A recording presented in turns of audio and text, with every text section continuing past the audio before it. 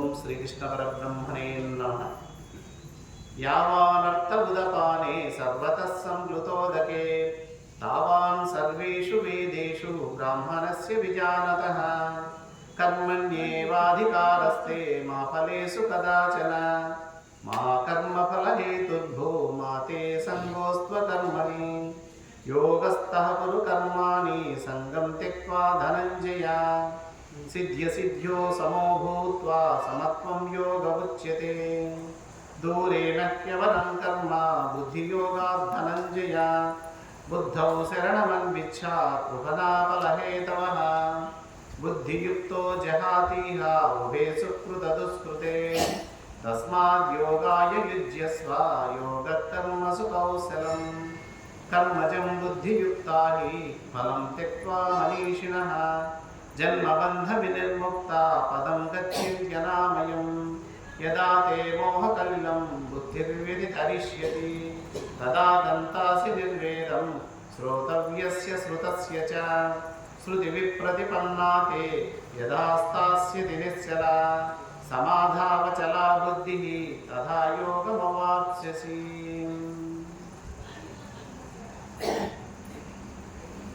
శ్రీకృష్ణ పరమాత్మ అర్జునుల వారితో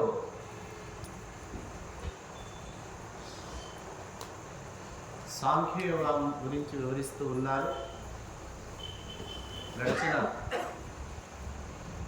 వారం మనం 45 శ్లోకాల వరకు చెప్పుకున్నాం. ఈరోజు 46వ శ్లోకంతో ప్రారంభమవుతుంది. యావానర్థ ఉదపానే సర్వతః సంప్లుతోదకే తావాన్ సర్వేషు వేదేషు బ్రాహ్మణస్య విజానతః.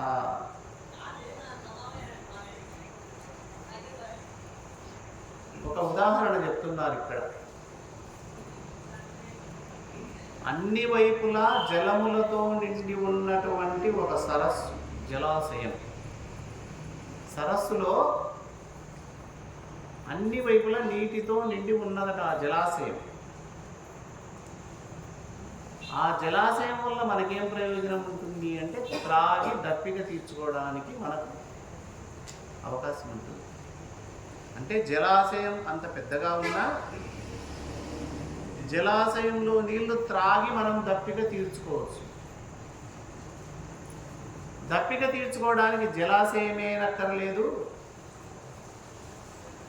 ఒక చిన్న బావి అయినా సరే మనం దప్పిక తీర్చుకోవచ్చు. జలాశయమే అక్కర్లేదు, బావినా. అలాగే ఒక గుక్కెడు నీళ్లు, ఒక గ్లాసుడు నీళ్లు ఉన్నా మన యొక్క దాహాన్ని మనం తీర్చుకోవచ్చు.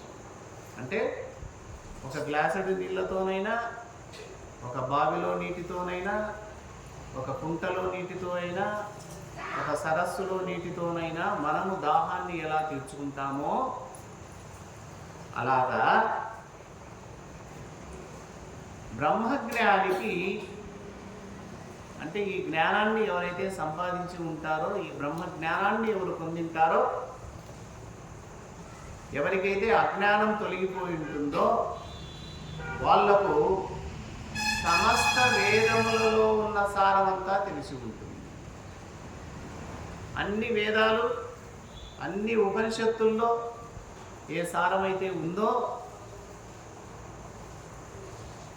ఆ సారము ఆ బ్రహ్మజ్ఞాని దగ్గర ఉంటుంది.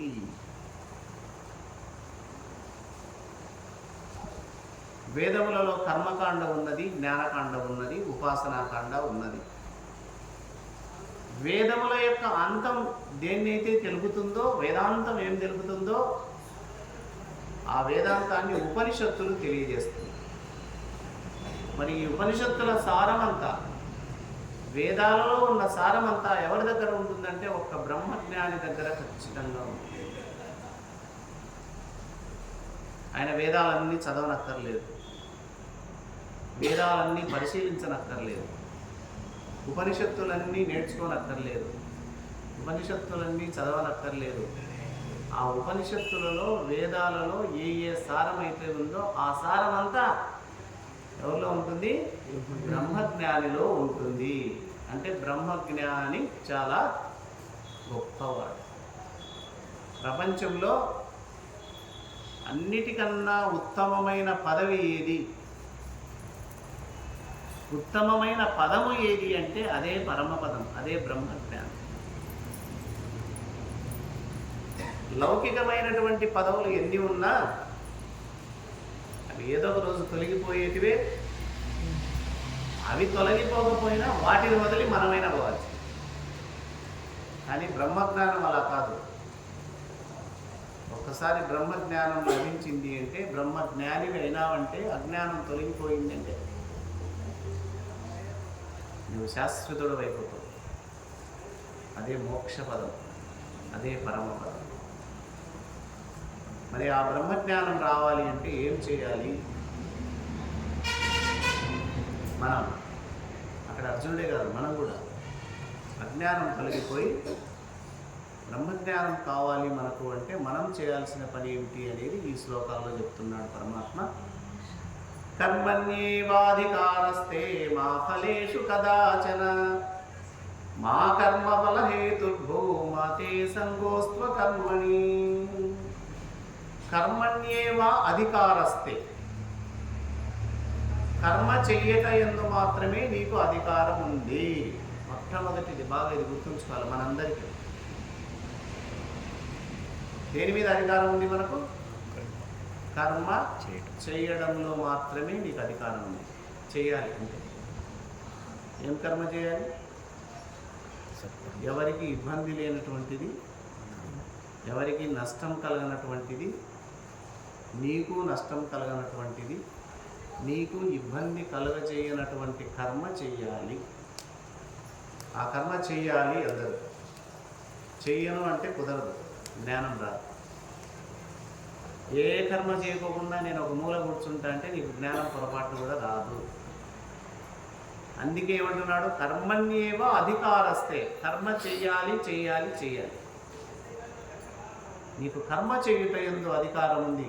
మరి దేని మీద అధికారం లేదంటే రెండవ పాదంలో చెప్తున్నాడు, మా ఫలేషు కదాచన, ఫలితం మీద నీకు అధికారం లేదు. ఇదొక కర్మ, ఇదొక యజ్ఞం, ఇదొక సత్కర్మ, ఇదొక పుణ్యకర్మ. భగవద్గీతలో శ్రీకృష్ణ పరమాత్మ చెప్పిన మాటలన్నీ నేను చెప్తున్నాను, మీరు వింటున్నారు. చెప్పే నేను ఆయనే, వినే మీరు ఆయనే. ఎవరు? భగవంతుడే.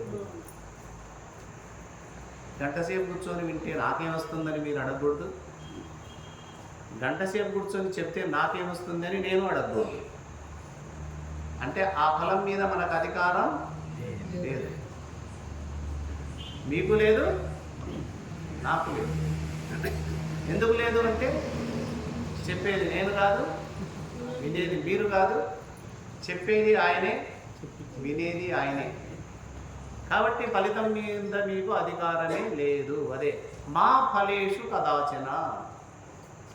ఇది ఒక ఉదాహరణ చెప్తున్నా. ఇలానే మీరు చేసే ప్రతి పని, మీరు చేసే ప్రతి సత్కర్మ, మీరు చేసే ప్రతి ధర్మకార్యం, పుణ్యకార్యం, సత్కార్యం, మంచి పని ఏదైనా సరే చేయండి. చేసేదానికి అధికారం ఉన్నది. అది చేస్తే ఏమొస్తుందని పొరపాటున కూడా మీరు మనసులో అనుకోకండి. అది ఫలాన్ని వదలడం అంటే. కర్మణ్యేవ అధికారస్తే మా ఫలేషు కదాచన. ఫలితాన్ని ఆశించకుండా సత్కర్మలు చేయండి అని కృష్ణ పరమాత్మ చెప్తున్నాడు. జ్ఞానం రావాలి అంటే ఇది చేయాల్సిందే ఖచ్చితంగా. మా కర్మఫల హేతుర్భూ మాతే సంగోస్త్వ కర్మని. కర్మ ఫలానికి నీవు కారణం ఎప్పుడు కావద్దు నాయన. అట్లని కర్మలు మానుకోవడము చేయొద్దు. కృష్ణ పరమాత్మ ఇప్పుడు చెప్తున్నది ఏంటంటే కర్మలు మానుకోవద్దు. ఏం కర్మలు? మంచి కర్మలు, శాస్త్రంలో చెప్పినటువంటి విద్యుక్త కర్మలన్నీ కూడా నీవు చేయాల్సిందే. కర్మలు మానుకోవడానికి అవకాశమే ఇవ్వద్దు. కర్మలు చేయాల్సిందే. అయితే ఎలా చేయాలి? ఫలితాన్ని ఆశించకుండా చేయాలి. ఈ పాయింట్ బాగా గుర్తుపెట్టుకోండి. సత్కర్మ చేయవలసిందే ప్రతి ఒక్కరూ.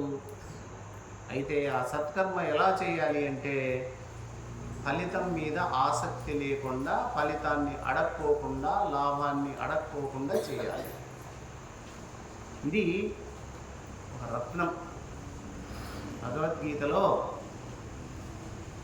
ఎన్నో రత్నాలు ఉన్నాయి, అందులో ఒక రత్నం ఈ శ్లోకం. కర్మణ్యేవాధికారస్తే మా ఫలేషు కదాచన మా కర్మఫలహేతుర్భో మాతే సంగోస్త్వ కర్మణి. అర్జున, కర్మ చేయట యందు నీకు అధికారం ఉన్నది, కానీ ఫలితం మీద నీకు ఎటువంటి అధికారం లేదు.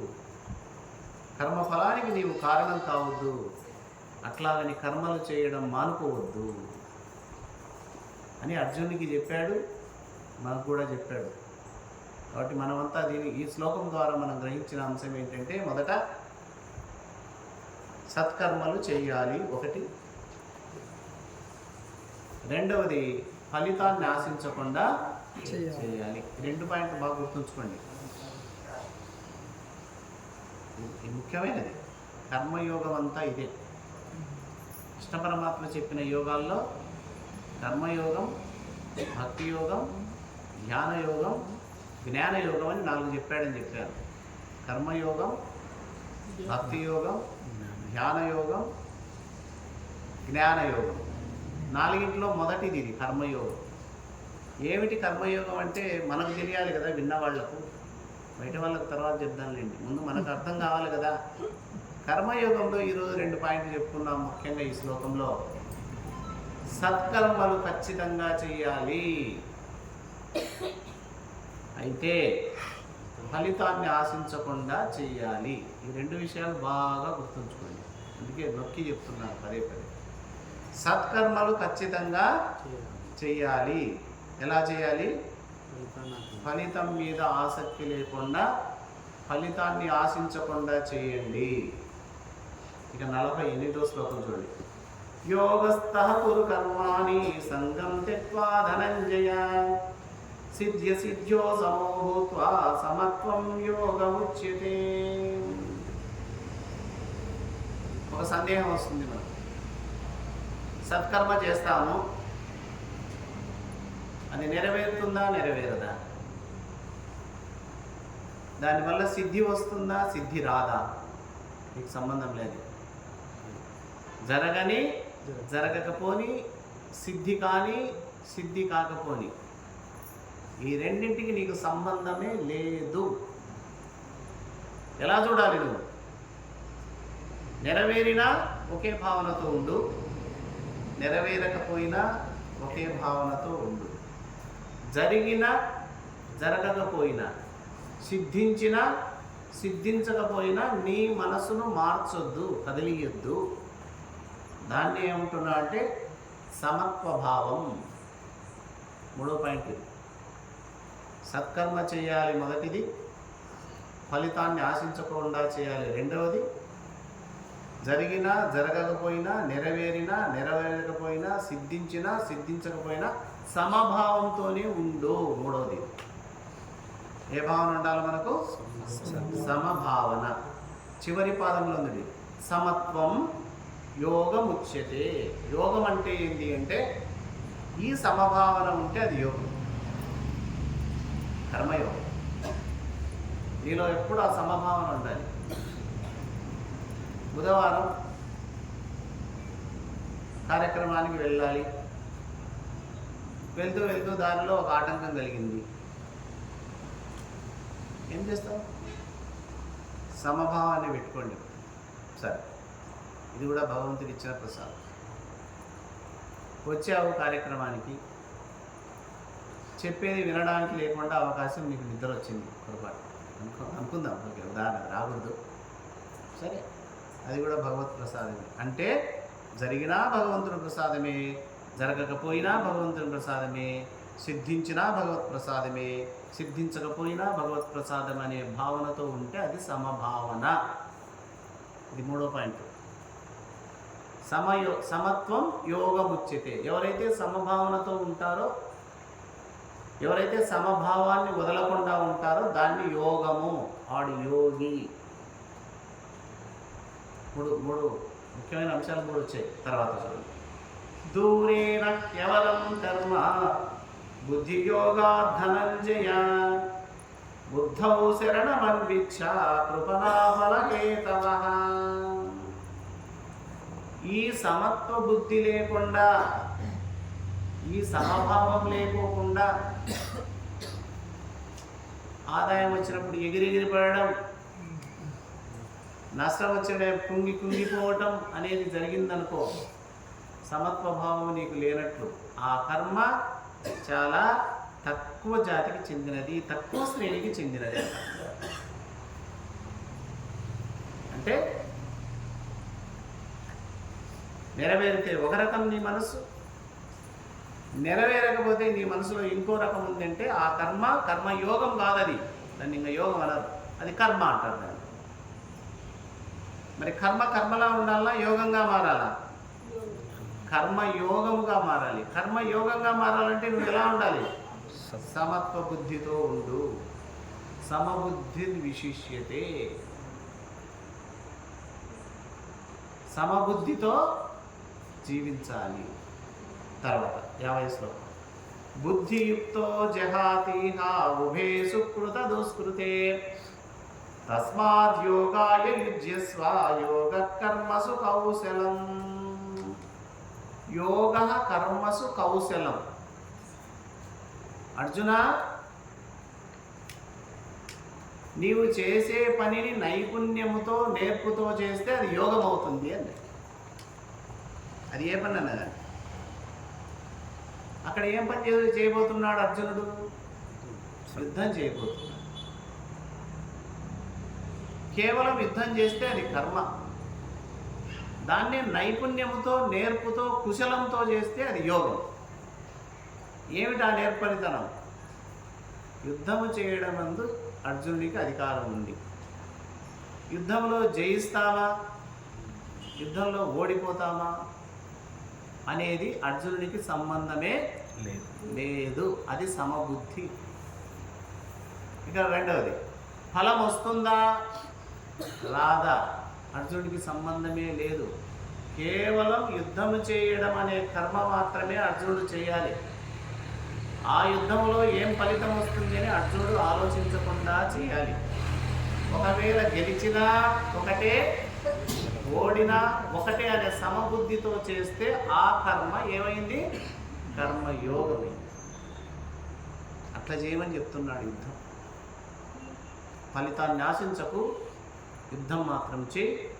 యుద్ధంలో నువ్వు గెలిచినా ఒకటే, ఓడిపోయినా ఒకటే, దాని గురించి పట్టించుకోకుండా యుద్ధం చేస్తే ఆ కర్మ యోగముగా మారి కర్మయోగమై జ్ఞానం వచ్చేదానికి అవకాశం వస్తుంది. జ్ఞానం రావాలంటే ఊరికి రాదు. అదే సాధన. ఏం సాధన చెప్పాడు ఇక్కడ? 3 విషయాలు చెప్పాడు. నాయన, సత్కర్మ చేయండి, శాస్త్రంలో చెప్పిన పుణ్యకర్మలు చేయండి, ధర్మకార్యములు చేయండి, మానుకోవద్దు. అయితే ఫలితాన్ని పొరపాటును కూడా ఆశించొద్దు, ఫలితాన్ని ఆశించకుండా చేయండి. 3వది, సమభావాన్ని వదలకండి, బ్యాలెన్స్గా ఉండండి. నీ బుద్ధిలో చలనం రాకూడదు. ఎలా ఉండాలి? నిశ్చలంగా ఉండాలి బుద్ధి. అది లభించినా, అది లభించకపోయినా, నెరవేరినా, నెరవేరకపోయినా, సిద్ధించినా, సిద్ధించకపోయినా నీ బుద్ధిని సమంగానే ఉంచుకో. ఈ ముఖ్యమైనటువంటి ఈ 3 విషయాలు తెలుసుకొని ఎవరైతే కర్మ చేస్తారో అది కర్మ కాదు, ఏమవుతుంది? అది కర్మయోగం అవుతుంది. ఈ కర్మయోగాన్ని శీలిస్తే తద్వారా నీకేమొస్తుంది? అజ్ఞానం తొలగిపోతుంది. అజ్ఞానం తొలగిపోయిందంటే మిగిలింది ఏంటి? జ్ఞానం. ఇది జ్ఞానం అనేది కొత్తగా వచ్చేదేం కాదు. సూర్యుడు ఉండనే ఉన్నాడు, కానీ సూర్యుడు కనపడకుండా మేఘాలు అడ్డున్నాయి. సూర్యుడు కనపడాలని నువ్వు ప్రయత్నం చేయడం అంటే దాని అర్థం మేఘాలు తొలగించడం. ఆ అడ్డున్న మేఘాన్ని తొలగించుకుంటే సూర్యుని యొక్క ప్రకాశం మనకు అందుతుంది. ఆ మేఘాలు అడ్డం ఉన్న మేఘాలే అజ్ఞానం, ఆ మేఘాల వెనుక ఉన్నటువంటి ప్రకాశమే సూర్యుడు, అదే జ్ఞానం. ఆ జ్ఞాన సూర్యుడు మనకు రావాలి అంటే అజ్ఞానం అనే మేఘాలు తొలగిపోవాలి. తొలగిపోవాలంటే ఏదో ఒక యోగం చేయాలి. ఏమి యోగం చేయాలి అంటే మొట్టమొదటి ఇప్పుడు చెప్తున్నటువంటి యోగం కర్మయోగం. ఏమిటి కర్మయోగం అంటే పనే. అయితే ఎలా చేయాలి? నేర్పుతో చేయండి. ఎలాంటి నేర్పది? మొదట సత్కర్మ కాదా ఆలోచించుకో. ఇది మంచి కర్మ చేయి, అయితే ఫలితాన్ని ఆశించకు. ఒకవేళ ఫలితం వచ్చినా ఫలితం రాకపోయినా, జయించినా జయించకపోయినా, లాభం వచ్చినా నష్టం వచ్చినా, సిద్ధించినా సిద్ధించకపోయినా, నెరవేరినా నెరవేరకపోయినా నీవు మాత్రం సమత్వ బుద్ధితోనే ఉండు. ఇది కర్మయోగంలో ఉన్న అస్సలైన రహస్యం. ఎన్ని చేశామో అట్లాంటి కర్మలు అవన్నీ లెక్కలోకి వస్తాయి. ఈ నియమం లేకుండా చేసినటువంటి కర్మలు అవుతాయి. ఈ నియమాలతో చేసినటువంటి యోగం అవుతాయి. యోగివి కమ్ము యోగివి కమ్ము యోగివి కమ్ము. యోగివి కమ్ము అంటే ఏమని అనుకుంటున్నారు చాలామంది? పెంచటం. అది కాదు, ఇది అర్థమైందా? దానికి అదేం అడ్డం లేదు, పెంచుకోవచ్చు తీసుకోవచ్చు, నాకు సంబంధం లేదు. నువ్వు చేసే పని సత్కర్మ కాదా ఆలోచించు. సత్కర్మే అయితే చెయ్యి. చేసేటప్పుడు ఫలితాన్ని ఆశించకు. ఒకవేళ చేసిన తర్వాత నెరవేరిందా నెరవేరకపోయిందా నీకు సంబంధమే లేదు. ఇదంతా ఎవరికి సంబంధం? ఇచ్చేది ఆయనే, ఇవ్వకపోయేది ఆయనే. నీకు ఎప్పుడు అవసరం అయితే అప్పుడు ఇస్తాడు. ఎప్పుడు ఇవ్వకూడదు అనుకున్నాడో అప్పుడు ఇవ్వడు. ఓహో నాకు ఇప్పుడు అవసరం లేదు కాబట్టి భగవంతుడు నాకు ఇవ్వలేదే అనుకుంటా పోతున్నాను. ఇది సమత్వ బుద్ధి అంటాం. ఈ సమత్వం ఎవరైతే చేస్తుంటారో ఆ కర్మ ఏమైపోతుంది? అప్పుడు యోగంగా మారిపోతుంది. యోగంగా మారి నీలో అజ్ఞానాన్ని నాశనం చేస్తుంది. అజ్ఞానాన్ని నాశనం చేసేది అదే. కాబట్టి కర్మయోగాన్ని శీలించాలి. తర్వాత కర్మజం బుద్ధియుక్తాకి ఫలం త్యక్త్వా మనీషిణః జన్మబంధ వినిర్ముక్త పదం గచ్చంత్యరామయం. చేసే సత్కర్మ యొక్క ఫలాన్ని వదిలేస్తే, చేసే సత్కర్మ ఫలాన్ని నువ్వు వదిలిపెట్టావనుకో నీకేమొస్తుందంట? జనన మరణ బంధము నుండి బయటపడతావు. ఏ బంధము నుండి బయటపడతావు? జనన మరణం. ఇప్పుడు మనకు ఆ బంధం ఉందంటారా లేదంటారా? జననం మరణం, జననం మరణం. ఎన్ని లక్షల జన్మలు ఎత్తామో, ఎన్ని కోట్ల జన్మలు ఎత్తామో, పుడుతున్నాం చస్తున్నాం, పుడుతున్నాం చస్తున్నాం. దీనికేం ఫుల్ స్టాప్ లేదా? పుట్టకోకుండా ఉండే మార్గం లేదా? ఉంది. ఒకటే మార్గం, అదే మోక్షం. ఎప్పుడు వస్తుంది మోక్షం? జ్ఞానివైతే. ఎప్పుడు జ్ఞానమవుతావు? అజ్ఞానం తొలగితే. ఎప్పుడు అజ్ఞానం తొలుగుతుంది? యోగం చేస్తే. యోగం చేయాలి. మీకున్నటువంటి యోగం కర్మయోగం. కర్మయోగం అంటే ఏంటో ఇప్పుడు చెప్పాడు పరమాత్మ. కృష్ణ పరమాత్మ కర్మయోగ రహస్యం అంతా ఈ అధ్యాయంలో చెప్పడం జరిగింది. చేసే కర్మ సత్కర్మ అయి ఉండాలి. సత్కర్మలు ఖచ్చితంగా చేయాలి. అయితే సత్కర్మలు చేసేటప్పుడు ఫలాన్ని ఆశించకండి. సత్కర్మలు చేసేటప్పుడు నేను చేస్తున్నాననే భావన రానివ్వకండి. ఆ కర్మల యొక్క ఫలితం అది అటైనా కావచ్చు, ఇటైనా కావచ్చు, నీ బుద్ధిని మాత్రం నిశ్చలంగా ఉంచుకో. సమత్వ భావంతో ఉండాలి. ఇది కర్మయోగ రహస్యం అంతా చెప్పాడు. ఈ 4 పాయింట్లు మీరు బాగా గుర్తుపెట్టుకొని జీవితంలో ఎన్ని ఆచరిస్తే అన్ని ఆచరించండి. అంత తొందరగా అజ్ఞానం తొలగిపోతుంది. మనం చేసే పనులే. వంట వండుతున్నాం, 100 మంది వచ్చారు భక్తులు, సత్కర్మ. 100 మంది ఆకలి తీర్చడానికి భోజనం చేయడం అంటే సత్కర్మ.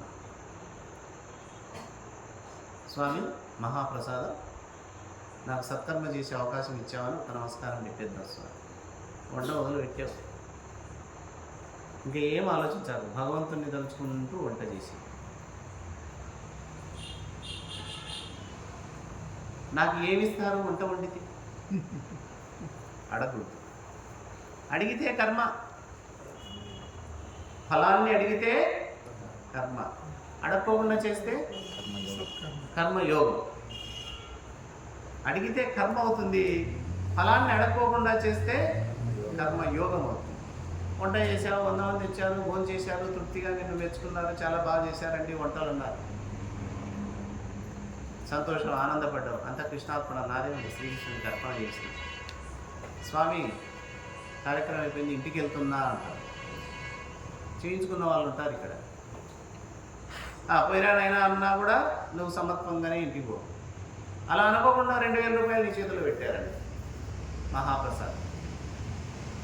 సిద్ధించినా సిద్ధించకపోయినా, వచ్చినా రాకపోయినా నువ్వు సమత్వ భావాన్ని వదలొద్దు. 2000 రూపాయలు ఇచ్చారని ఆనందపడాల్సిన అవసరం లేదు. ఒక్కోసారి డబ్బులు ఇవ్వకుండా ఉత్త చేతులతో ఇంటికి అన్నప్పుడు ఏడవలసిన అవసరం లేదు. ఈ ఫలితాన్ని ఇవ్వడమా ఇవ్వకపోవడమా, ఎప్పుడు ఇవ్వాలి, ఎంత ఇవ్వాలి, ఎలా ఇవ్వాలి అని ఆలోచించేది ఎవరు? ఆయన. ఇస్తే తీసుకో, ఇవ్వకపోయినా ఇచ్చినా ప్రసాదమే, ఇవ్వకపోయినా ప్రసాదం. ఈ సమత్వభావంతో చేసేటటువంటి సత్కర్మలన్నీ కూడా యోగంగా మారుతాయి. అలా మారితే ఏమవుతుందంటే ఈ జనన మరణ బంధం నుండి నువ్వు బయట. ఏం బాగుంది లేదు ఈ జనన మరణాలు అనుకోవచ్చు, ఏం బాగలేదు. లోకంలో ఎవరి దగ్గర నువ్వు, ఏ వ్యక్తి దగ్గరకు,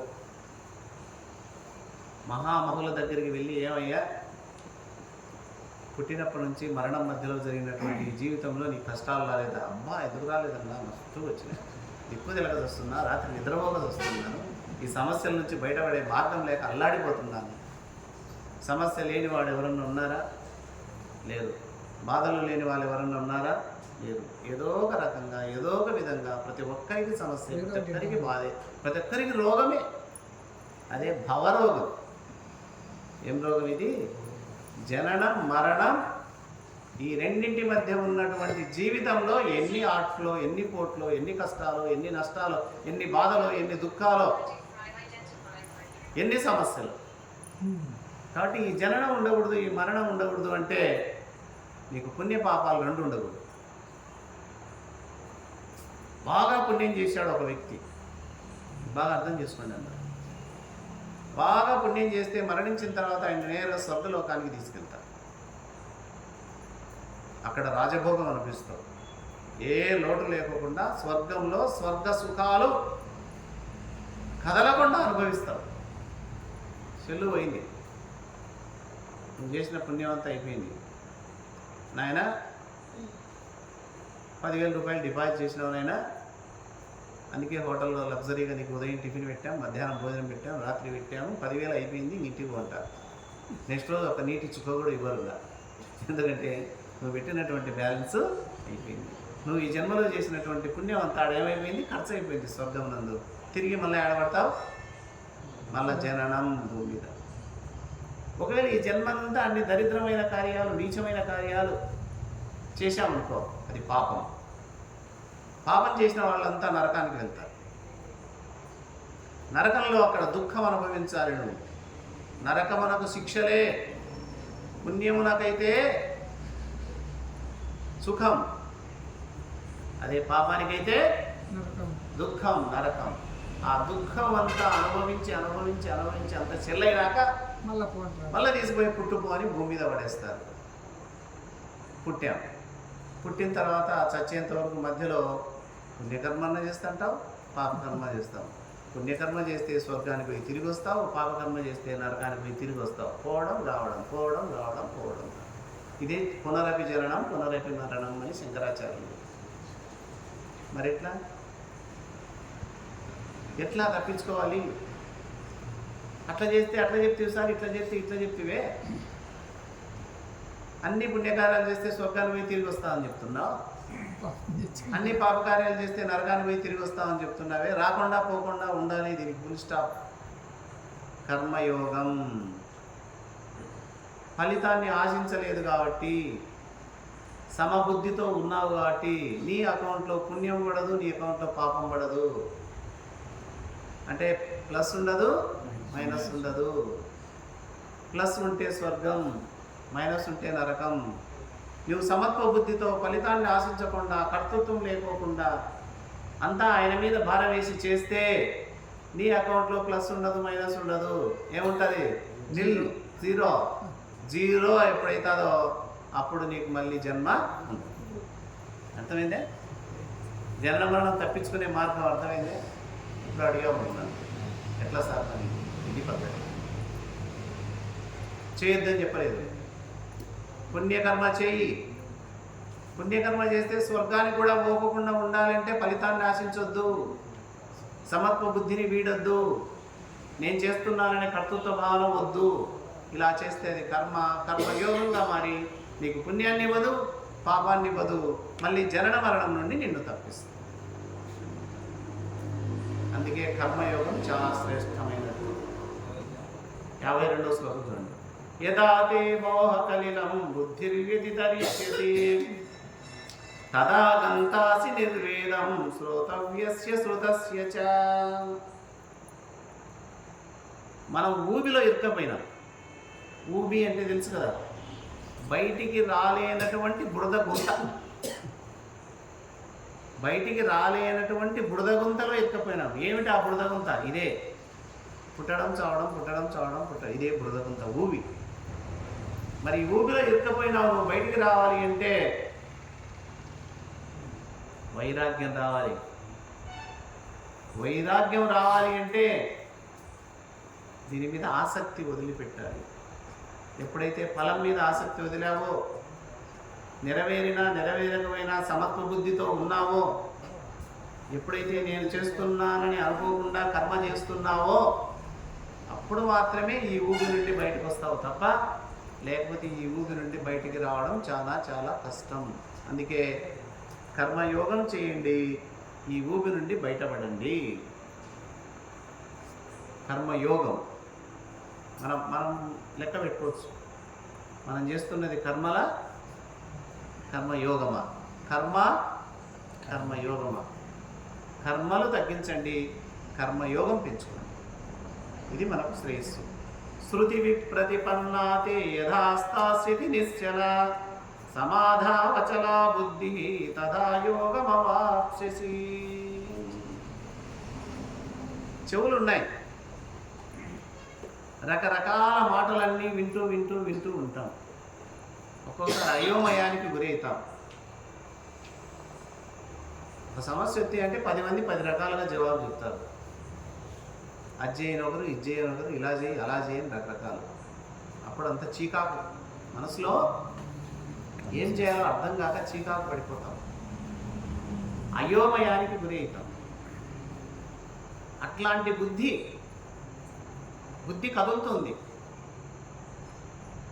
బుద్ధి కదులుతున్నప్పుడు భగవంతుని మీద మనస్సు నిశ్చలంగా ఉండదు. పరమాత్మ యందు నిలకడగా మనస్సు ఉండదు. ఒక అద్దం ఉంది ఇక్కడ నా దగ్గర, నాయన నీ ప్రతిబింబాన్ని చూసుకో అని ఇట్లా ఊపుతా అంటే నేను అద్దాన్ని ఎప్పుడు కదిలిస్తూ ఉంటే నువ్వు ప్రతిబింబాన్ని బాగా చూసుకుంటావా? కదిలే అద్దమునందు నీ ప్రతిబింబం నీకు ఎలా కనపడదో కదిలే బుద్ధి యందు నీకు కనపడవు. నీ స్థితి నీకు దొరకదు. నీవెవరో నువ్వు తెలుసుకోలేవు, ఆత్మతత్వాన్ని పట్టుకోలేవు. కూర్చొని వినండి అని ఇక్కడ కూర్చోబెట్టాం. నీ బుద్ధి స్థిరంగా లేదు. మధ్యాహ్నం సాయంత్రమో లేకపోతే ఉదయమో ఏదో సమస్య ఉంది. ఆ సమస్య పరిష్కారం ఏంటి, ఆ సమస్య పరిష్కారం ఏంటి, ఎట్లా అట్లా ఎవరిని కలవాలో ఏంటి, ఇలా ఆలోచిస్తూ ఉంటుంది మనసు. దీని మీద ఎప్పుడు పడుతుంది నిశ్చలత్వం ఎప్పుడు వస్తుంది? అందుకే వర్తమానంలో ఉండు, బీ ప్రజెంట్. ఇక్కడ గంట సేపు ఈ కార్యక్రమం జరుగుతుంటే ఈ గంట సేపు నీ మనసుకు ఎన్నెన్నా ఉండని సమస్యలు అవి పక్కన వాడేసి ఇక్కడే ఉండాలి మైండ్. అది యోగం. ఒకవేళ వచ్చిందనుకో మనసులో, వచ్చినా నువ్వు లేచిపోలేవు కదా. 8 తర్వాత నీ గురించి ఆలోచిస్తా పక్కన ఉండు అని దానికి చెప్పాలి. అది ఏదన్నా కానీ 8 తర్వాత మళ్ళీ ఇంకా ఇది అయిపోతుంది. అప్పుడు దాంట్లో పోయి అలా మనసుకు మనం శిక్షణ ఇచ్చుకుంటూ రావాలి. చదివేటప్పుడు చదువు మీదనే శ్రద్ధ, వినేటప్పుడు వినికిడి మీదనే శ్రద్ధ, చూసేటప్పుడు ఆ దృశ్యం మీదనే శ్రద్ధ, తినేటప్పుడు భోజనం మీదనే శ్రద్ధ, పని చేసేటప్పుడు పని మీదనే శ్రద్ధ, డ్రైవింగ్ చేసేటప్పుడు డ్రైవింగ్ మీదనే శ్రద్ధ ఉండాలి. పొరపాటున డ్రైవింగ్ చేసేప్పుడు వేరే ఆలోచనలు వచ్చినా అనుకో ఏమవుతుంది? యాక్సిడెంట్ అవుతుంది. అది ఏకాగ్రత అంటే. ఈ ఏకాగ్రత అనేది ఖచ్చితంగా మనం నేర్చుకుంటే ఏ సమయంలో దేని గురించి ఆలోచించాలో దాని గురించి ఆలోచించాలి తప్ప వేరే దాని గురించి ఆలోచించకుండా మనసును నిగ్రహించుకోవాలి. ఈ విధంగా చేస్తే ఆ నిశ్చల స్థితిగా ఉంటే స్థిరంగా నీ బుద్ధిని ఉంచుకోగలిగితే నువ్వు యోగి అవుతావు, యోగాన్ని పొందగలవు. అర్జున, ఇది బాగా దృష్టిలో పెట్టుకొని నువ్వేం చేయాలో ఎలా చేయాలో చెప్పాను, నువ్వు చెయ్యి అని అర్జునునికి శ్రీకృష్ణ పరమాత్మ కర్మయోగ రహస్యాన్ని, సమత్వ యోగాన్ని గురించి, ఆ పద్ధతుల గురించి చక్కగా వివరించడం జరిగింది. ఒక అర్జునుడే కాదు, మనమంతా కూడా ఈ కర్మయోగాన్ని తెలుసుకొని బాగా విని బాగా శీలిస్తే మనకు కూడా అమోహం నుండి బయటపడతాం, జనన మరణ ప్రవాహం నుండి తప్పించుకుంటాం. హరికి ఓం తత్సత్.